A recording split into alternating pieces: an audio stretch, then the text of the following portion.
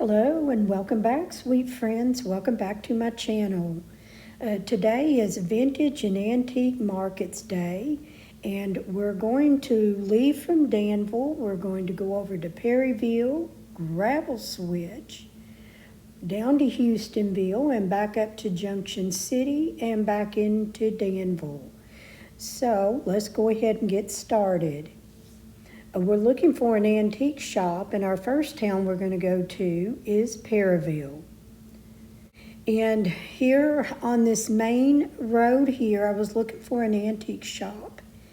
And there's a lot of traffic on this road. That big truck, I don't know if it was hauling gravel or coal or maybe even hauling old tires going to some city dump.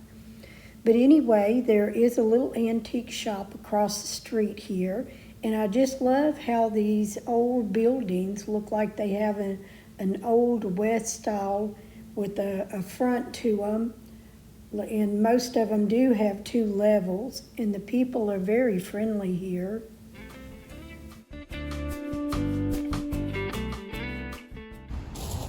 Hi, how are y'all? Real good. How are you? I'm trying to stay warm. Today, of all days, we get here at this little Chaplin River Antique store, and it's closed, and they won't open back until Monday, and today is Saturday. So what a disappointment. I really wanted to go in there and share some information, but walking on down the street, there's a couple of little boutiques, and I'll stop in just to see what they look like and share some of the local stuff with you here. Perryville has been known for their Civil War enactment that they do, and I think that's in June or July. If you guys are from Perryville, Kentucky here, let me know, correct me if I'm wrong. But they do a live enactment of the Civil War, and this was one of the bloodiest civil wars in Kentucky way back in 1862, and they lost like 7,600 men in that battle. They also have a museum for that battle located here in Perryville, but we won't be visiting that today. The little local shop here, it looks like they're selling some of the Simply Southern women's clothing, and then they have a few of the Kentucky Proud products on their shelves. Looks like some homemade type of earrings and jewelry from local makers around this area.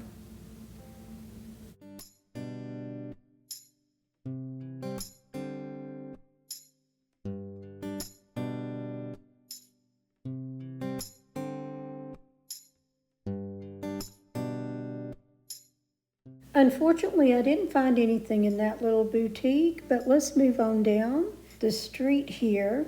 One of the things that I didn't like is that they all have their trash containers sitting out, and maybe that's just for the winter time, I'm not sure, but it just didn't look very appealing.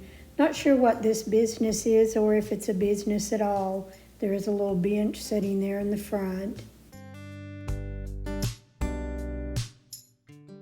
The next, the Vintage Prep Shop, is got some really cute items for Easter here in the window decorated for the upcoming holiday.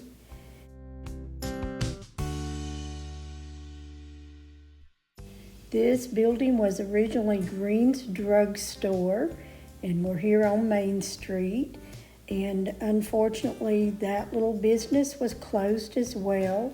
This is a little park off to the right. We're going to visit that after we get done with the shops, walking down Main Street here. And the next little boutique, this one's open, got some cute Easter decorations out front. This one is called the Barrel Boutique. Looking at the front glass in the in the windows here of this business. I see the wavy glass, and it makes me wonder if it's the original old glass to these original old buildings. Now, I really love some of their items that they have set up. This old screen door, the old ladder with wood for shelves to put items on. They had a lot of really cute country style dresses for spring and summer.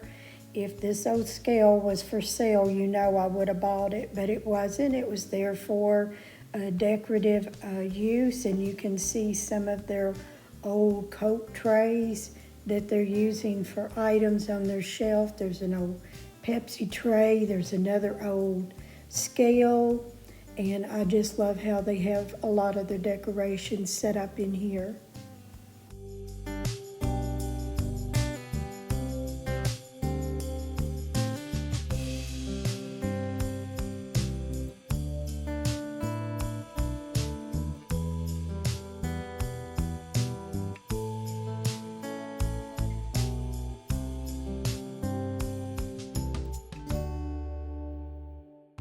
They also had a local business, the Pour House, that looks like they had some barbecue sauce, some sorghum, a few items that they actually make and sell here in this little boutique.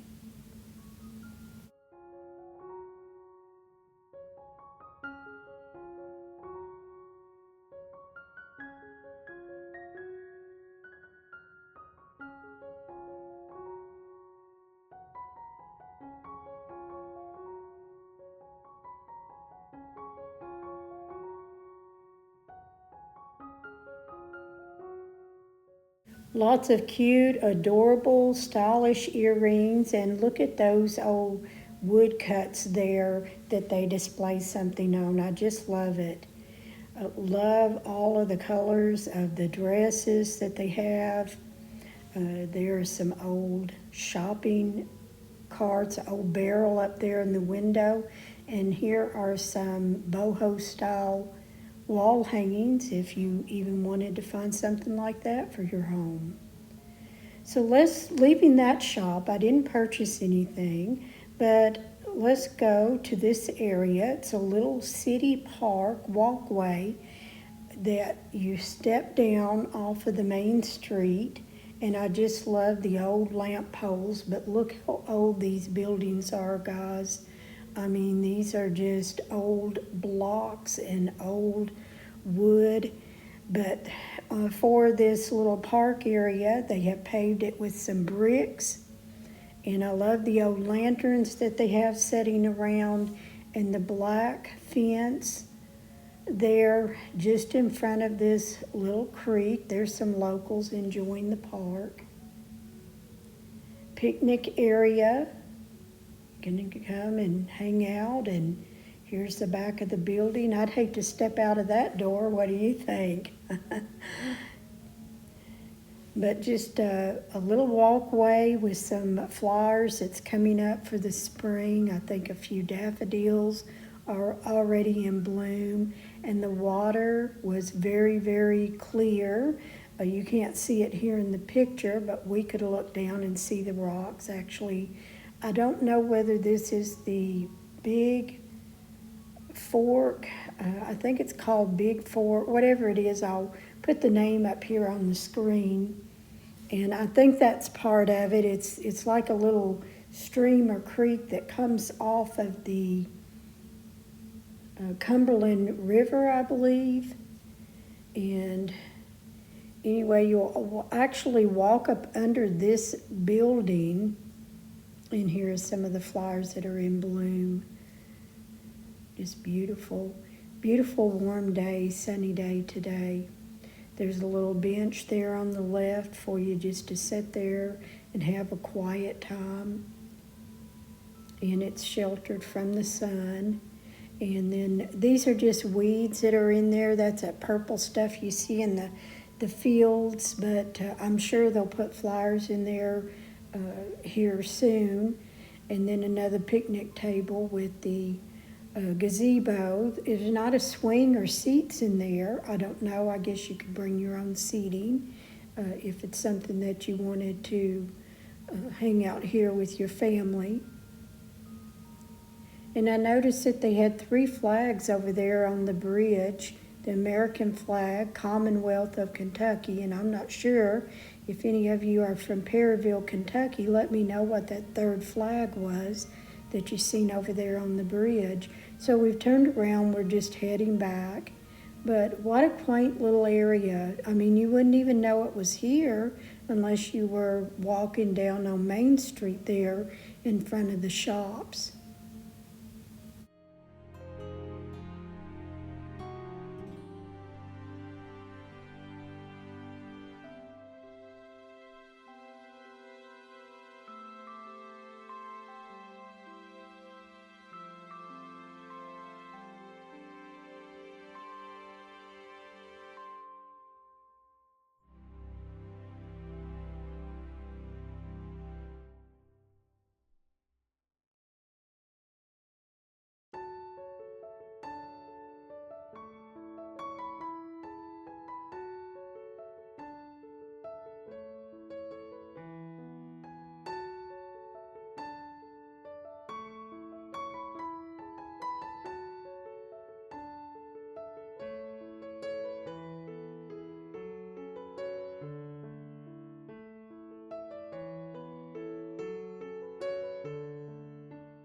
Crossing back over the street, this is the side our truck is parked on, but this little building caught my eye. And look at this old lantern. It was a gas lantern. I'm sure it doesn't work now, but this building is being renovated. And it says, Dr. J.J. Polk was a prominent Perryville doctor during the Battle of Perryville. Born in Scott County, he lived in several central Kentucky towns before settling in Perryville. He began his practice in 1840 after medical school in Lexington. He moved into this house about 1850, and he even treated some of the wounded soldiers and allowed several of them to stay in his own home. This little area next between these buildings was very intriguing. It's called a Monarch Way Station. And I have even thought about doing a butterfly garden in my backyard because I've seen several monarchs last year come across our yard and thought about putting something up. But this azalea bush is one of the biggest ones I've ever seen in my life, and it was very, very, very beautiful while it was in bloom. We're now leaving Perryville, and we're heading over to a little place called Gravel Switch. We're going to travel a little ways down 68 south, and then we're going to make a left up here on 243. 243 is going to take us into Gravel Switch, and it is a little country road. We'll turn left up here, but along the way, out here, pretty much in the middle of nowhere, there is a gas station, and there was a Dollar General store right back there on the left.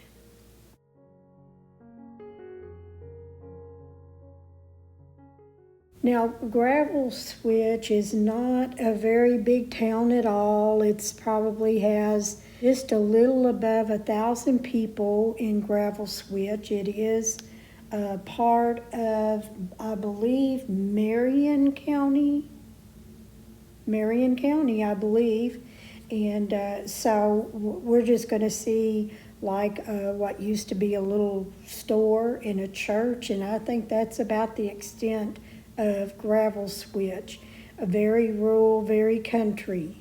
Gravel Switch got its name because the trains used to stop and pick up gravel here in this little part of Kentucky. It doesn't show up very clear on the video, but the purple that you see across the field, that is called some sort of nettle. When we have mild winters, then we have lots of purple fields, and I think it's very beautiful. The farmers, if they till this up, it just puts nutrients back in the land.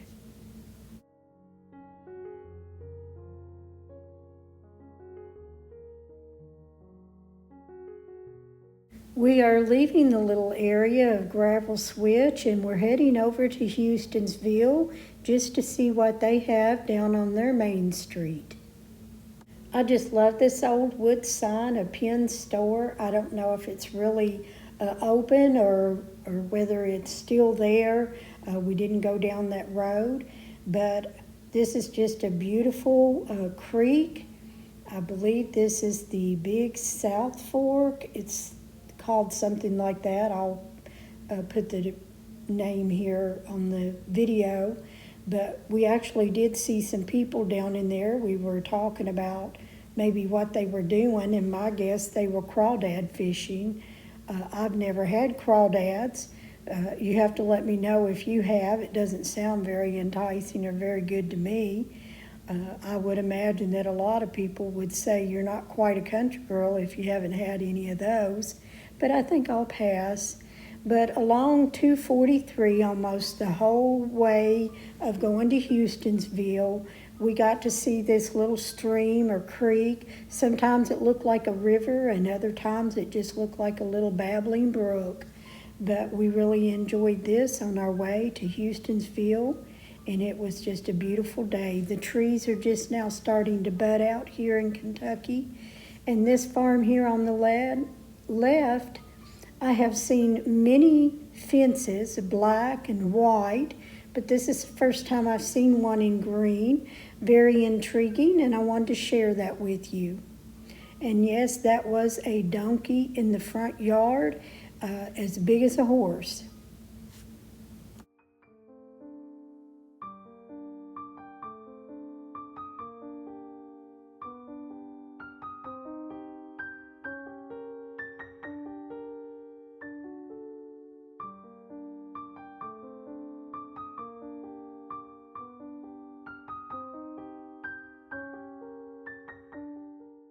Along the way, we passed a lot of little housing communities, but coming up here at Hustonsville, we're coming down to Main Street.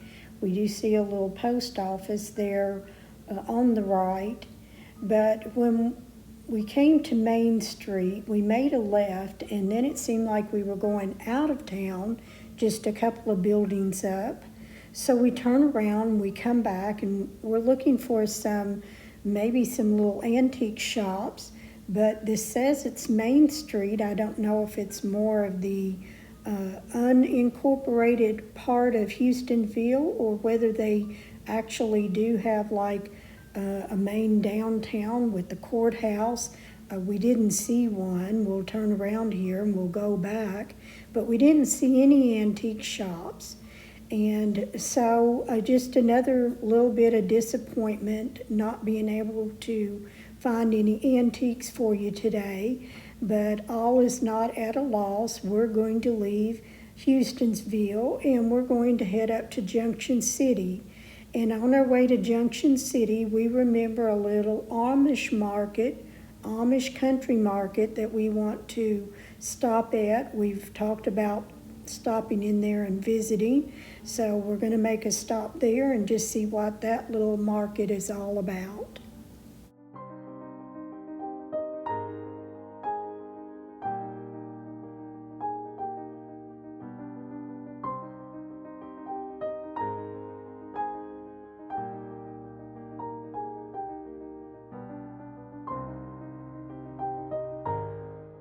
We are now leaving Hustonsville and we're heading up towards Junction City.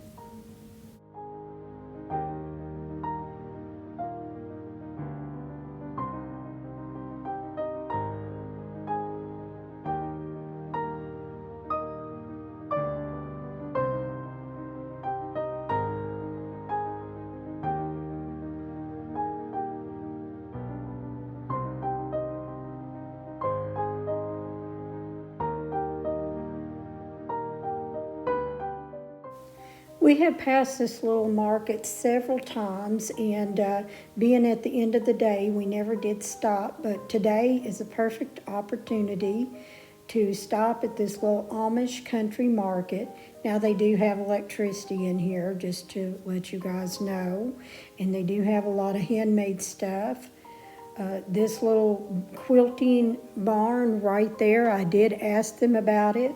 The couple that runs this is in Florida for the winter, and they should be back here in a few months. And I can't wait to go in there and see what that quilting barn is all about. But anyway, let's go in here to the Amish Country Market and let's see what they have available. A lot of what they have is mainly food items. They don't have like a lot of decorated kind of stuff for your home. They do have a lot of items that come from that Walnut Creek up in Ohio, and I think that might be where Mary Yoder, she's got her own YouTube channel. I've watched her quite a bit, but I think that's where some of the food items come from. But here is just a display of some of the candy and those little malted milk eggs. I just love those. They look like little different colored bird eggs. And the yogurt pretzels are hard to find around here. You can find them in the supermarkets that have icing. Those are not the same. Yogurt covered pretzels is something that I love, so I did pick up some of those. They do have some fruits and vegetables here, and I don't know if you noticed when we pulled in, they had a greenhouse out there, and you can just look at their tomatoes and know that those are, I don't know, homegrown. They just look different. They had a wide variety of a lot of breakfast mixes, cornmeal, flour, sugar, powdered sugar, noodles, just on and on. Over here on the right, there's a case that has some sausage. The red is the hot and the yellow is the mild. We did pick up a mild sausage, and what I love about that is I can read all of the ingredients on it. And so we're going to give that a try. We just got a small one here, but we're going to try that, and if we like it, we're going to go back and get some more, maybe fill up our freezer with some. But anyway, we're going to give that a try. And they also had some other meats that was refrigerated. I was a little sticker shocked at the jars, 12 jars for $25. Ouch. I know that's just like $2 a jar, but still, my have they went up since I canned many, many years ago. The milk, I wish I had checked. I thought that was in a glass container. It could be plastic. But they also had some homemade potato salad, macaroni salad, ham and chicken salad that was handmade there in the container. That all looked really good. And just a wide variety of some foods. And you have to tell me, has anybody tried the rolled butter? If you have, let me know in the comment. I wish I picked one up. If that butter is anything like my grandmother used to make, I'm all in. But I wish I had, maybe next time we go, I'll pick one up. And then here was some of that ham and Joe bacon, and then regular bacon down there as well. They had a wide variety of jams and jellies and homemade tomato sauce. You name it, it's almost too numerous to go over. However, I did see some of the salsa, and I love pineapple salsa. I picked one of those up. I just love that, and especially if it's homemade. They even had some of the regular type of canned green beans, canned tomato juice. I'm in the wrong business. I should be canning green beans at $8 a quart and $6 for a quart of homemade tomato juice. Or maybe they were whole tomatoes. There's even some canned homemade corn. Larry was asking me what someone would do with a big can of pimentos like that. I love them. Make homemade pimento cheese. And here was some cute little quilted sewn jar toppers on top of those, cookie mixes that you could buy and give as gifts if you wanted to. What a great idea even to make a basket, a gift basket from this little store. Something bought. Here is their tomatoes, even their bananas look good, $2.99 a pound. And here was some furniture, handmade furniture, just out of raw wood. How adorable are those?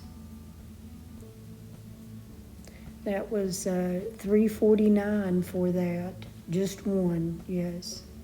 They have deli with cheese, jarred pickled bologna on top if you like pickled bologna. And then they also make sandwiches. We have thought about, if we're out and about passing by here, maybe stop in and have a sandwich. They got a picnic table out front. So they had all kinds of deli meat that they can slice up for you. And then the banana nut bread looks so good, but they used to be in big loaf size. These are in the minis, still $2.99. Inflation is hit, what can we say? But that looks so good, and I thought that would be so good with a cup of tea or a hot cup of coffee. So I did go ahead and pick one of those up also. This is what their sign looks like out in the front near the road. And on this little business card there on the left is their address in case you want to plug it in to your GPS and go visit the Amish Country Market. This is some of the items that I picked up today. I'm not showing my sausage that I picked up. I also got half a pound of bologna from the deli. And anyway, I'm going to enjoy these, and I appreciate you guys following along with us here on Vintage and Antique Markets Day, and I'll see you in my next one.